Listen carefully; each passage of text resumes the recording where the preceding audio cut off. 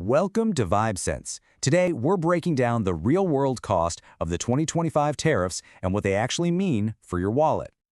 So let's get right to it. What's the big number we're talking about? Well, economists over at Yale's Budget Lab estimate that these new tariffs are going to cost the average American family around $2,300, and that's just this year. Okay, so $2,300. That's a lot of money. But where does a number like that even come from? I mean, how does a policy decision end up taking that much out of your family's budget? To figure that out, you have to follow the money. So let's do it. You know, it all starts with a pretty simple economic tool. But the thing is, it has this direct and, well, often kind of invisible effect on the prices of just about everything you buy every single day. So what exactly is a tariff? Think of it like a cover charge, an entry fee for products coming in from other countries. So a company that's importing, I don't know, a bunch of furniture or electronics, they're the ones who pay this tax right at the port. But here's the million-dollar question. Who really pays that fee in the end? Does the company just eat that cost? Well, as you can probably guess, that cost rarely, if ever, just stays with the importer. Nope. Instead, it starts this journey, kind of like a game of hot potato through the entire supply chain. Let's trace that path, right? First, the tax gets slapped on the goods as soon as they hit the port, and the importer pays it. Then, that importer, to cover the new cost, raises the price for the wholesaler. The wholesaler does the exact same thing to the retailer, and you see where this is going. By the time that product lands on the shelf, that original tax has been passed all the way down the line, straight to you. And you don't have to just take my word for it. The data is pretty clear. Research from the Yale Budget Lab shows that for a lot of essential goods, a huge chunk, we're talking anywhere from 61 to 80% of that tariff cost gets passed directly onto us, the shoppers. That massive slice you see right there, yeah, that's the part that shows up on your receipt. And that is exactly why you'll hear economists call these things a hidden consumption tax. Because think about it. It doesn't tax what you earn, it taxes what you buy. It's a subtle but really important difference. So now that we see how the cost gets to us, let's zoom out and look at the broader economic impact. Okay, now remember that $2,300 number we started with? That's an average. And like any average, it kind of hides the details.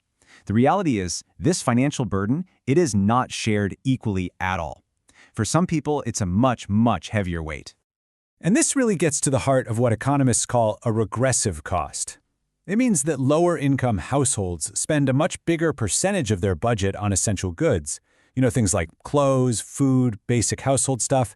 So when the prices of those specific things go up, it takes a disproportionately huge bite out of their budget. An impact so significant that some studies estimate it's enough to push thousands of families into poverty.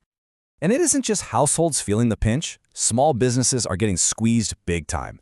Especially retailers and importers. They're stuck right in the middle. Their costs for materials and inventory shoot up, but they can't just hike up their own prices to match. If they do, they risk losing customers. So what happens? Their profit margins get crushed, they have less cash to invest, and that means less expansion and, you guessed it, less hiring. And yeah, speaking of hiring, the whole jobs picture just adds another layer of worry here. The signals we've been getting from the economy are, well, they're pretty confusing, to be honest. Just take August of 2025, for example. The economy added only 22,000 jobs. I mean, that's a huge slowdown, and it fits right in with what a lot of economic models predicted would happen, job losses. And at the exact same time, the unemployment rate nudged up to 4.3%. But here's where it gets weird. In that same month, wholesale prices, that's what businesses pay each other, actually dropped. Totally unexpected. Now that suggests that some companies are just eating the tariff costs themselves. This creates a really volatile and messy picture. The takeaway is clear though, prices for you and me are going up, but the story behind the scenes is super complicated. So that's the messy situation right now. But what happens if these policies stick around for the long haul? Well, economists are looking ahead, and let's just say it presents a pretty serious challenge. This is the core dilemma, right? In the short term, you have the immediate pain of higher prices, but the long-term risk is a drag on the whole economy, slower growth, maybe even lower wages. And this puts the Federal Reserve in an impossible position. Do they fight this inflation by raising interest rates? Because that makes mortgages and car loans more expensive for everyone. Or do they try to support growth and just let prices keep climbing? There's really no easy way out. And really, that leads us to the fundamental question here. When we see the real cost to households, especially for families already on a tight budget, what's the right balance? How do you weigh the goals of a policy against the actual price that we all end up paying at the checkout counter? It's a huge debate, and it's one that hits every single one of us right where we live, our wallets. Thanks for watching VibeSense.